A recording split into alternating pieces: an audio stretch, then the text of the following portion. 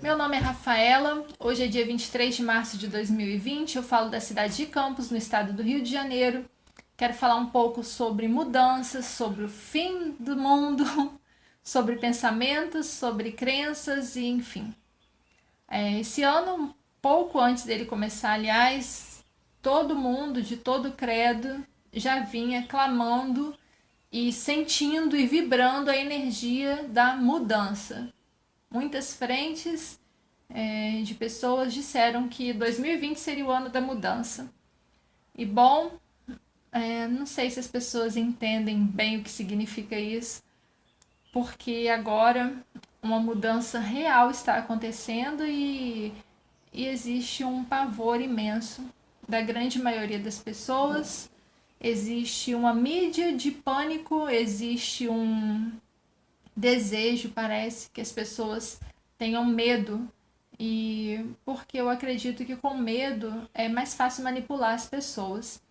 Sim, eu entendo, dentro das minhas limitações acadêmicas, eu entendo a gravidade do que está acontecendo, não estou alheia aos riscos reais da contaminação por esse vírus, mas eu não estou falando disso.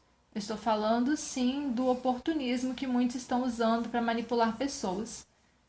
A gente tem alguns poderes manipuladores de massa, poder religioso, que vence as pessoas e coloca cabresto nelas pelo medo. As pessoas desaprenderam a ter uma relação com seu Criador e, na verdade, a grande maioria se mantém dentro de algum templo religioso, alguma instituição religiosa, porque tem medo de morrer ou porque quer ganhar a vida eterna. Também existe o outro poder fortíssimo, que no nosso caso, o nosso país está abaladíssimo já nos últimos anos, que é a questão da política. E, enfim, é importante ficar enchendo a cabeça das pessoas com pavor, porque no pavor a pessoa não pensa, a pessoa não raciocina, e no pânico ela vai seguir a condução de quem está apontado ou se apontando como uma solução, como uma luz diante da escuridão, diante do terror geral. E eu quero falar com você sobre a sua luz pessoal, dada pela própria fonte da vida. Por um bom tempo também, agora nos últimos anos, as pessoas têm ficado mais confortáveis em falar energia, universo ou qualquer outra coisa que não Deus, né? Deus, assim, não está muito em moda falar, atribuir a Deus a criação da vida e do universo. E mas é interessante que diante do terror geral, a grande maioria está falando de Deus, né? E as mensagens que correm por aí é vamos orar a Deus e pedir ajuda a Deus e pela misericórdia de Deus e nananã. E me fez lembrar uns textos da Bíblia, né? Sem fazer nenhum tipo de acusação mesmo, mas eu fico lembrando um texto, Mateus, Evangelho de Mateus, capítulo 7, em algum momento que o próprio Jesus ele fala que, né, no final dos tempos as pessoas iam dizer Senhor, mas não profetizamos em seu nome e não fizemos muitas obras em seu nome, né? Senhor, nós trabalhamos para o Senhor, então me ajuda. E ele vai dizer, eu nunca vos conheci, não sei quem são vocês, se afasta de mim, vocês são obreiros do que é contra a lei. E bom, esse vídeo não tem nenhuma intenção de acusação, mas se você estiver ouvindo, ficar ofendido com o que eu disser ou com o que eu estou dizendo, fique à vontade para poder expressar a sua opinião e vamos conversar. Eu acredito que, o que disse Einstein, né, o universo de cada um se resume ao tamanho do seu saber, né? Tudo que o homem ignora não existe para ele. Então, talvez você vai defender muito o pensamento que você tem, porque o pensamento ele está dentro de um limite de conhecimento. De uns poucos anos para cá, eu decidi expandir o meu conhecimento e ele ainda é muito pouco diante de tudo que se há para saber. E se eu vivesse 200 anos, não teria como saber tudo que há para saber. Mas minimamente me coloquei, pelo menos, na posição de cética, na posição de deixa eu validar se essa informação procede ou deixa eu experimentar essa informação. Eu não aceito mais que as pessoas tragam as coisas para mim como verdades absolutas e então eu vou seguir passivamente aquilo. Abrindo um parênteses rápido, eu, enfim, na época que a gente ainda morava que eu ainda morava no Rio, né, onde eu nasci, minha mãe ainda casada com meu pai pai de santo, né, guardião de terreiro no Rio, e a minha mãe acho que não tinha religião. Enfim, fui batizada na igreja católica, beijo Dinda, e meu pai tinha uma irmã que inclusive faleceu ano passado, e essa irmã é de uma religião que é a qual eu dediquei praticamente 30 dos meus 40 anos. Eu não vou citar, porque se eu citar, eu posso ser bastante. Aliás, eu já.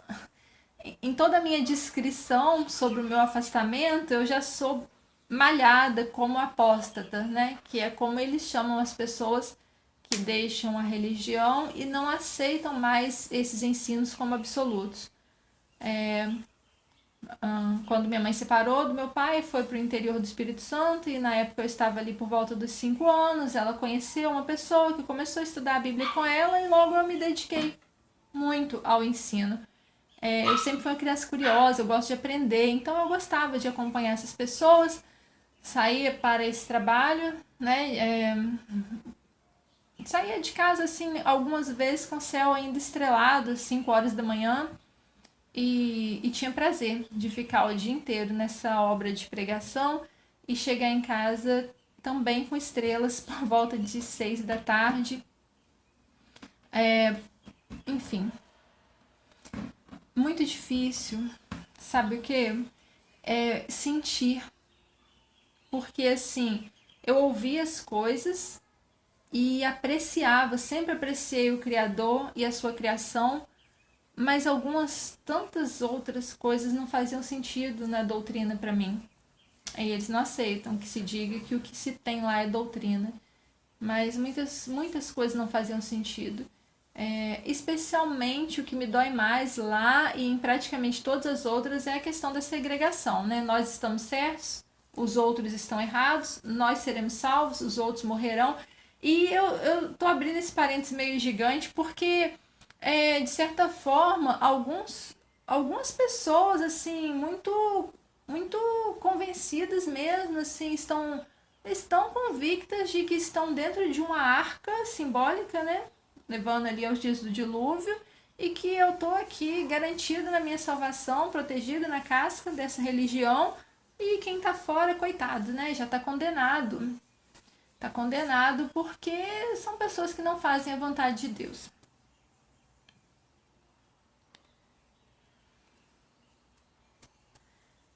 Enfim, independente do que você pensa a respeito disso, eu quero fazer uma outra citação bíblica, que é uma carta de Paulo aos Coríntios, a primeira carta, capítulo 7 também. No versículo 7 ele fala que cada um tem de Deus o seu próprio dom. E se você não acredita nisso, eu posso também fazer uma referência àquelas fadas que foram visitar a Bela Adormecida, né, quando nasceu, e cada uma foi lá e tocou-lhe, né, com a varinha e lhe deu uma bênção. Eu posso dizer com absoluta certeza que um dom que Deus me deu é o dom da palavra. Eu compreendo a palavra que pode curar o pensamento de uma pessoa, que pode curar o sentimento de uma pessoa, como também compreendo a palavra que pode ferir, machucar e deixar uma pessoa ruim. Essa é uma coisa, né, que eu preciso estar sempre observando e lutando, porque em geral a gente sabe que a palavra tem poder. E quando uma pessoa tem o dom da palavra, é ainda mais fácil ela ter poder para levantar ou para derrubar, né? E eu preciso estar usando o meu dom para levantar, que é o que o meu coração sente vontade de fazer. E estou fazendo essa citação para dizer que, independente do que você crê, o que eu acho é que nesse momento o mundo precisa de luz e que, mesmo você crendo que a sua religião é verdadeira, as demais não, o que eu creio é que cada uma criatura tem luz. Pode estar ofuscada pelo ego, pode estar ofuscada por pensamentos, ofuscada por medo, ofuscada por qualquer coisa. Cada criatura tem luz e o meu desejo mais sincero é que as minhas palavras possam permitir remover, afastar qualquer pensamento ou sentimento que esteja ali escurecendo essa luz interior, porque quanto mais pessoas nesse momento que a gente está passando estiverem iluminadas, e aqui eu não estou falando do alcance da iluminação, alcance búdico, que eu sei que muitas pessoas procuram e muitas alcançam, mas eu estou falando iluminadas dentro, vamos colocar dentro do aspecto da filosofia, o máximo possível brandas, sensatas, com capacidade de reflexão, com capacidade de amenizar, alcalinizar os ambientes ácidos, alcalinizar onde houver uma inflamação de ânimos. Né? As pessoas elas podem agora ficar mais agressivas porque ser obrigadas a ficar em casa, convívio direto, as funções mexidas, dúvidas sobre o futuro, dúvidas sobre o que vai acontecer. Também me faz lembrar outro texto também, Mateus capítulo 6, um dos meus favoritos. Os versículos são do 25 em diante, né? A gente pode se perguntar o que havemos de comer ou o que havemos de vestir. E ali Jesus cita outras, toda a natureza. Ele cita as aves do céu, elas não plantam, elas também não colhem, e todos os dias o vosso Pai no céu as alimenta. E as plantas, né? Citou os lírios do campo, tão belos, que Salomão, um dos homens mais ricos que já viveu, não tinha uma veste como a deles. Sabe, do fundo do meu coração, de verdade, preocupe-se em estar refletindo como é que você pode refletir a luz do Criador que habita em você, como você pode estar alcalinizando pessoas que estejam se desequilibrando nesse momento e pensa o seguinte, que bom essa mudança, que coisa boa, tá sendo dolorida, tá, mas olha, se você já mudou de casa, você sabe que é terrível ver todas as nossas coisas num caminhão e depois descarregar e até achar as coisas no lugar, é terrível. Às vezes uma faxina, levanta as coisas e bagunça, mas é uma bagunça necessária para depois ficar melhor. Sabe, as pessoas têm falado que querem que as coisas voltem ao normal. Eu não quero. Eu não quero que volte ao normal porque o normal estava insalubre, o normal estava insano. A gente tinha todos os sinais que o planeta está gritando, que as pessoas estão doentes. Nós falamos sobre empatia, nós falamos sobre comunicação, mas nós não praticamos. Eu percebi que na minha jornada como professora, sabe, eu sou capaz de ensinar se o outro é capaz de aprender. Eu promover treinamentos onde eu consigo trazer boas teorias e falar isso, é assim, assado, é vaidade, porque se quem está ouvindo não é capaz de levar para casa e experimentar, não houve aprendizado, né?